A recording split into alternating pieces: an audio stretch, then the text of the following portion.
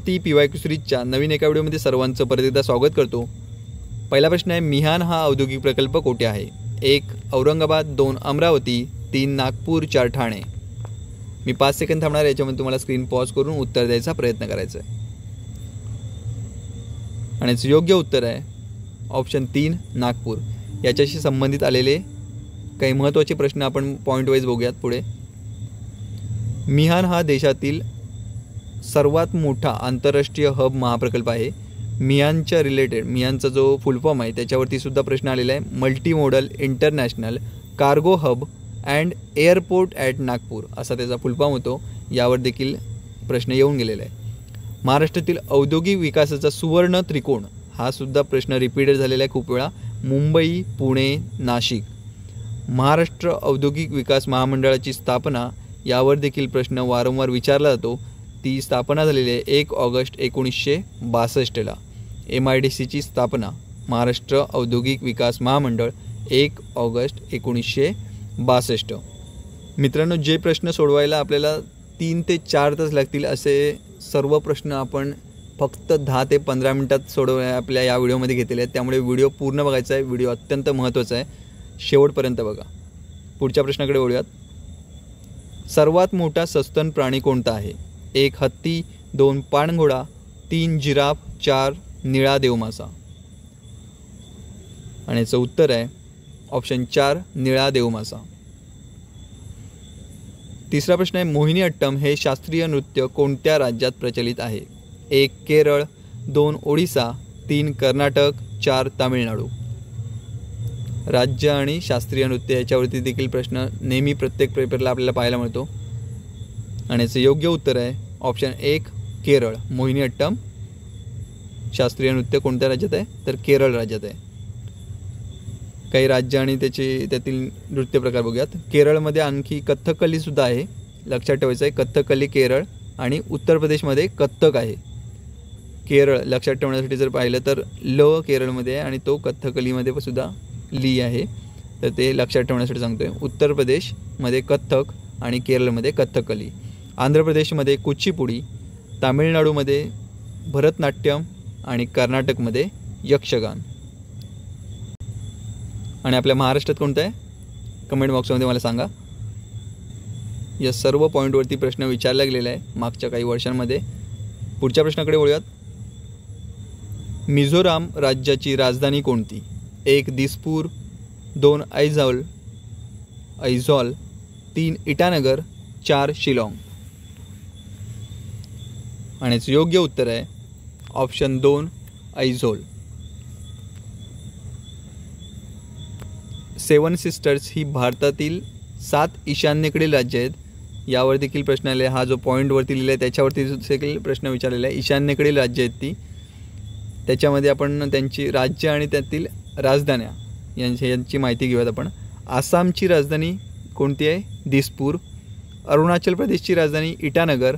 मेघालयची राजधानी शिलाँग आहे। मणिपूरची राजधानी इम्फाळ। मिझोरामची राजधानी ऐझॉल। नागालँडची राजधानी कोहिमा आणि त्रिपुराची राजधानी अगरतळा। आपल्याला खूप वेळा हा प्रश्न आपल्या पेपरमध्ये पाहायला मिळेल पोलीस भरतीच्या। आणि 7 सिस्टर्सपैकीच कोणतं तरी एखादं राज्य मॅक्झिमम टाईममध्ये देतात। 7 सिस्टर्स ईशान्येकडील जे राज्य आहेत, 7 राज्य आहेत, त्यांच्यापैकीच आपल्याला पाहायला मिळेल प्रश्न तो। त्यामुळे या 7 राज्यांची जी राज्य आणि राजधानी आहेत त्या पाठच करून ठेवायचे आहेत। पुढच्या प्रश्नाकडे वळत आपण। भारतातील कोणत्या शहराला गुलाबी शहर म्हटले जाते? 1 जयपूर, 2 उदयपूर, 3 नागपूर, 4 कानपूर।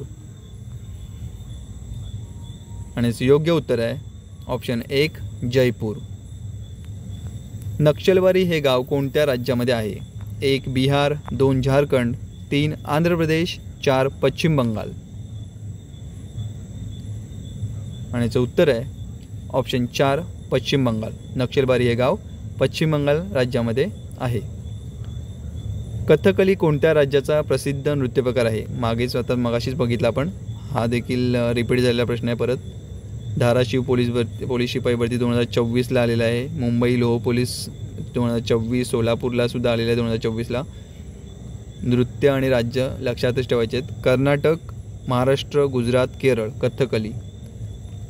ट्रिक पण सांगितली होती कशा लक्षात ठेवता येईल ते. बघूया त्याचं उत्तर काय ते. याचं उत्तर आहे केरळ. आणि थोडा वेळापूर्वीच आपण पाहिलं कथक कोणत्या राज्यात आहे, उत्तर प्रदेशमध्ये. याचं उत्तर आहे कथकलीचं कोणत्या राज्याचा प्रसिद्ध नृत्यप्रकार आहे, केरळ राज्याचा. पुढे जाऊयात. भारताचे सर्वात दक्षिणेकडील टोक म्हणून डॅश डॅश ओळखले जाते. 1 इंदिरा पॉईंट, 2 शेवटचा पॉईंट, 3 विवेकानंद स्मारक, 4 सी पॉईंट. भारताचे सर्वात दक्षिणेकडील टोक. आणि याचं योग्य उत्तर आहे ऑप्शन 1 इंदिरा पॉईंट. हे कुठे आहे, अंदमान निकोबार या बेटाच्या दक्षिणेला बंगालच्या उपसागरामध्ये आहे इंदिरा पॉईंट. पुढचा प्रश्न घेऊयात. क्षेत्रफळाच्या दृष्टीने भारतातील सर्वात लहान राज्य कोणते. 1 सिक्कीम, 2 गोवा, 3 केरळ, 4 पंजाब. आणि याचं योग्य उत्तर आहे ऑप्शन 2 गोवा. क्षेत्रफळाच्या दृष्टीने सर्वात मोठे राज्य कोणते आहे तर ते आहे राजस्थान. आणि त्याखालोखाल मध्य प्रदेश आणि महाराष्ट्राचा क्रम लागतो नंतर. गोव्याचे क्षेत्रफळ जर विचारलं तर 3702 किलोमीटर चौरस किलोमीटर एवढं त्याचं क्षेत्रफळ आहे गोव्याचं. सर्वात कमी क्षेत्रफळाचं राज्य कोणतं आहे तर ते आहे गोवा. आणि क्षेत्रफळाच्या दृष्टीने सर्वात मोठे राज्य कोणतं आहे, राजस्थान. महाराष्ट्राचा कितवा क्रमांक लागतो, 3रा क्रमांक लागतो. ठीक आहे, लक्षात ठेवायचं 3रा क्रमांक लागतो महाराष्ट्राचा. पुढे जाऊयात. कृष्णा नदीचा उगम सातारा जिल्ह्यातील डॅश डॅश या ठिकाणी झाला आहे. 1 महाबळेश्वर, 2 कोयना, 3 अजिंक्यतारा, 4 प्रतापगड. कृष्णा नदीचा उगम. आणि याचं योग्य उत्तर आहे ऑप्शन 1 महाबळेश्वर. कृष्णा नदीचं आपण थोडी माहिती बघूयात. उगम कुठे झाला आहे तर पश्चिम घाटातील महाबळेश्वर या ठिकाणी. नदीची एकूण लांबी जर पाहिली, कुठे एकूण लांबी, भारतातील टोटल पूर्ण भारतातील जर एकूण लांबी जर पाहिली तर ती 1400 किलोमीटर एवढी आहे. आणि जर फक्त महाराष्ट्रातील जर विचारलं तर महाराष्ट्रातील ती लांबी आहे 282 किलोमीटर. तिचा संगम कुठे होतो, ती जाते बंगालच्या उपसागराला जाऊन मिळते. कुठे मिळते, बंगालच्या उपसागराला. म्हणजेच कुठे, पूर्व दिशेने किंवा आग्नेयला बंगालच्या उपसागराला जाऊन मिळते. पुढच्या प्रश्नाकडे वळूयात. राधानगरी धरण डॅश डॅश नदीवर बांधण्यात आलेले आहे. नदी आणि धरण हे सुद्धा आपल्याला लक्षात ठेवायचे. एका वहीमध्ये सर्व लिहूनच ठेवायची माहिती. नदी आणि त्याच्यावरची धरणे, नृत्य आणि राज्य. ठीक आहे. 1 पूर्णा, 2 भीमा, 3 भोगावती, 4 नीरा. आणि योग्य उत्तर आहे ऑप्शन 3 भोगावती. राधानगरी धरण हे भोगावती नदीवर बांधण्यात आलेले आहे. हिराकूड हे धरण कोणत्या नदीवर आहे. परत रिपीट आहे प्रश्न दुसरा धरणावरती. 1 महानदी, 2 कावेरी, 3 दारणा, 4 यमुना. हिराकूड धरण. आणि योग्य उत्तर आहे ऑप्शन 1 महानदी. खूप वेळा रिपीट झालेला प्रश्न आहे, तुम्ही बघता येते. 2024, 2013, 2009 SRPFला देखील आलेला आहे. पुढच्या प्रश्नाकडे वळूयात. महाबळेश्वर जवळील भिलार हे गाव डॅश डॅश म्हणून प्रसिद्ध आहे. 1 पुस्तकांचे, 2 वनस्पतींचे, 3 आंब्याचे, 4 किल्ल्यांचे. आणि योग्य उत्तर आहे ऑप्शन 1 पुस्तकांचे. त्याचप्रमाणे करंट अफेअर्समधील जर माहिती वगैरे जर घेतली चालू घडामोडीतील तर सध्या चर्चेत असलेले मधाचे गाव म्हणून मांगर हे गाव प्रसिद्ध आहे. ते हे पहिले मधाचे गाव आहे जे कुठे आहे, महाबळेश्वर तालुक्यामध्येच आहे. ठीक आहे. पुस्तकांचे गाव कोणतं आहे तर ते आहे भिलार आणि मधाचे गाव आहे मांगर. पुढचा प्रश्न बघूयात. भारतीय हरित क्रांतीचे जनक कोण. खूप वेळा हा रिपीट झालेला आहे, तुम्ही बघता येते. 1 मिनिट. पुणे कारागृह 2025, जळगाव पोलीस भरती 2024, बीड पोलीस भरती 2024, ठाणे शहर सर्वीकडे आलेलं आहे. भारतीय हरित क्रांतीचे जनक कोण. 1 doctor Ranganath Pathare, doctor MS Swaminathan, 3रं आहे doctor MS Ranganathan, 4 doctor Verghese Kurien. आणि याचं योग्य उत्तर आहे ऑप्शन 2 डॉक्टर MS स्वामीनाथन. भारतीय हरितक्रांतीचे जनक जर विचारलं तर डॉक्टर MS स्वामीनाथन आहेत. आणि जगातील हरितक्रांतीचे जनक जर विचारलं तर नॉर्मन बोरलॉग आहेत. हे लक्षात ठेवायचं आहे, कन्फ्युजन व्हायचं नाही.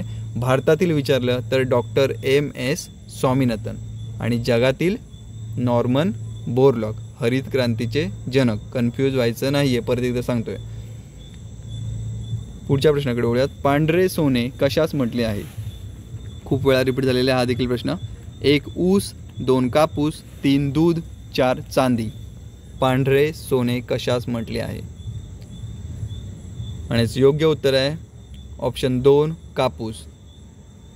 पांढरे सोने पिकवणारा जिल्हा जर विचारलं तर महाराष्ट्रातील यवतमाळ हा कुठे आहे? विदर्भातील हा जिल्हा आहे. तर हा जो जिल्हा आहे त्यामध्ये पांढरे सोने पिकवणारा जिल्हा म्हणून हा ओळखला जातो. लक्षात ठेवायचं आहे, पांढरे सोने कशाच म्हटलं जातं तर कापूस, आणि पांढरे सोने पिकवणारा जिल्हा असं जर विचारलं तर यवतमाळ जिल्हा आहे.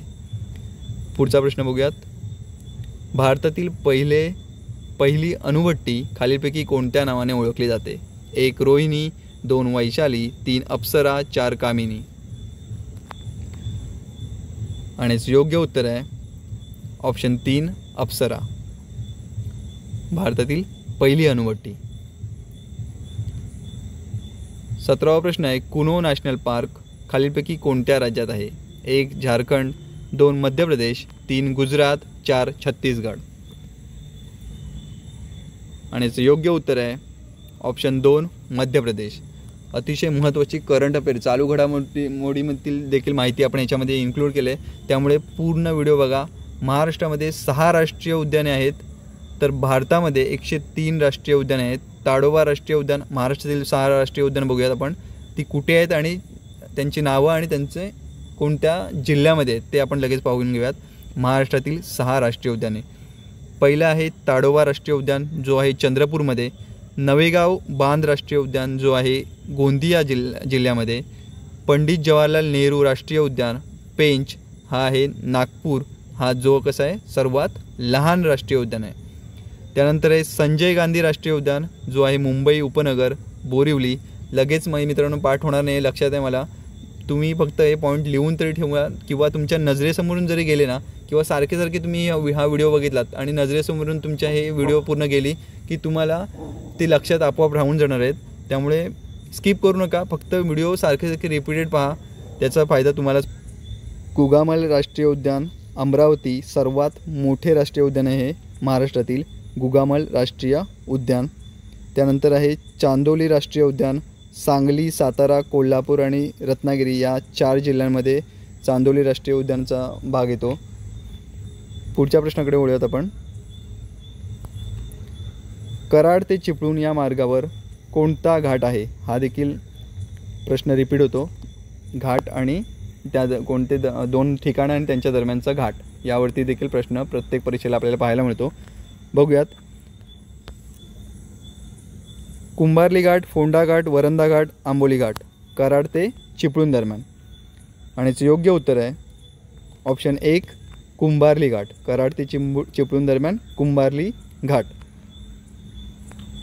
कराड ते चिपळूण कुंभार्ली घाट. आपण लक्षात ठेवण्यासाठी कुंभा चिपक असं देखील ट्रिक आहे, कुंभा चिपक. त्यानंतर कोल्हापूर सावंतवाडी दरम्यान आंबोली घाट, याच्यासाठी आंबोकोसा असं सुद्धा लक्षात ठेवू शकता तुम्ही, आंबा कोसा. त्यानंतर पुणे महाड वरंधा घाट, याच्यासाठी जर लक्षात ठेवायच्यासाठी जर ट्रिक जर म्हटली तर महा पुन्हा वरंद्या, म्हणजे मला थोडक्यात मला पुन्हा वरण द्या. मग त्यामध्ये महाड आणि पुणे दोन्हीचा पण समावेश होतो आणि वरंद्यासोबत. ठीक आहे, पुणे महाड वरंधा घाट. त्यानंतर बारामती पुणेसाठी बापूचा दिवा, लक्षात ठेवण्यासाठी बापूचा दिवा. बा म्हणजे बापू बारामती आणि पू म्हणजे पुणे, त्याच्यावरून दिवा घाट. ठीक आहे, बापूचा दिवा. आणि पुणे ठाणे त्याच्यामध्ये आहे नाणेघाट. याच्यासाठी लक्षात ठेवण्यासाठी पुणे ठाणे नाणे, पूर्ण यमक जुळते ते पुणे ठाणे नाणे. ठीक आहे, तर ह्या ट्रिक आहेत. पुढचे आपण लगेच पुढचा प्रश्न बघूयात. समृद्धी महामार्गाचा मार्ग काय आहे? याच्यावरती आपल्याला करंट अफेअरला देखील आता महत्त्वाचा प्रश्न येऊ शकतो, जो म्हणजे शक्तिपीठ महामार्गावरती. ठीक आहे, बघूयात त्याच्यावरती माहिती आपण. समृद्धी महामार्गाचा मार्ग काय आहे? 1 नागपूर ते मुंबई, 2 पुणे ते मुंबई, 3 पुणे ते नाशिक, 4 नागपूर ते पुणे. आणि याचं योग्य उत्तर आहे ऑप्शन 1 नागपूर ते मुंबई. आत्ता कोणता प्रश्न येईल आपल्याला जर एक्झाममध्ये 2025 किंवा 2026मध्ये जी आपली भरती होईल त्याच्यामध्ये कोणत्या प्रकारचा प्रश्न येऊ शकतो? तर शक्तिपीठ महामार्गाचा मार्ग काय आहे आपण बघूया थोडीशी चालू घडामोडी त्याची. नागपूर ते गोवा दरम्यान हा शक्तिपीठ महामार्ग असणार आहे आणि ज्याची लांबी आहे 802 किलोमीटरचा हा मार्ग असणार आहे आणि हा जातो 12 जिल्ह्यांतून. यावरती देखील प्रश्न येऊ शकतो, कारण मागच्या वेळेला समृद्धी महामार्गावरती आला होता. समृद्धी महामार्गाचं कोणत्या किती जिल्ह्यांमधून जातो? तर तो जातो 10 जिल्ह्यांतून आणि त्याची लांबी आहे 701 किलोमीटरची. आणि हा जो मार्ग आहे शक्तिपीठ महामार्ग, तो समृद्धी महामार्गापेक्षाही जास्त लांब आहे, जो आहे की 802 किलोमीटरचा. आणि समृद्धी महामार्ग होता 701 किलोमीटरचा आणि हा जातो 12 जिल्ह्यांतून आणि समृद्धी महामार्ग जातो 10 जिल्ह्यांतून. ठीक आहे, हा फरक लक्षात ठेवायचा आहे आणि ह्या गोष्टी पाठच करायच्यात, कारण याच्यावरती प्रश्न 100% 2026च्या परीक्षेला विचारला जाणार म्हणजे जाणार. ठीक आहे, पुढच्या प्रश्नाकडे वळूयात.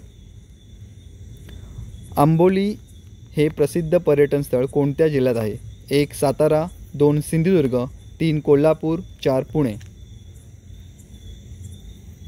आणि योग्य उत्तर आहे ऑप्शन 2 सिंधुदुर्ग. तर हे होते मित्रांनो आजचे 20 प्रश्न. असेच प्रश्न महत्त्वाचे घेऊन आणि त्याच्या रिलेटेड चालू घडामोडीची माहिती घेऊन आपण पुन्हा भेटूयात पुढच्या व्हिडिओमध्ये. तोपर्यंत धन्यवाद मित्रांनो.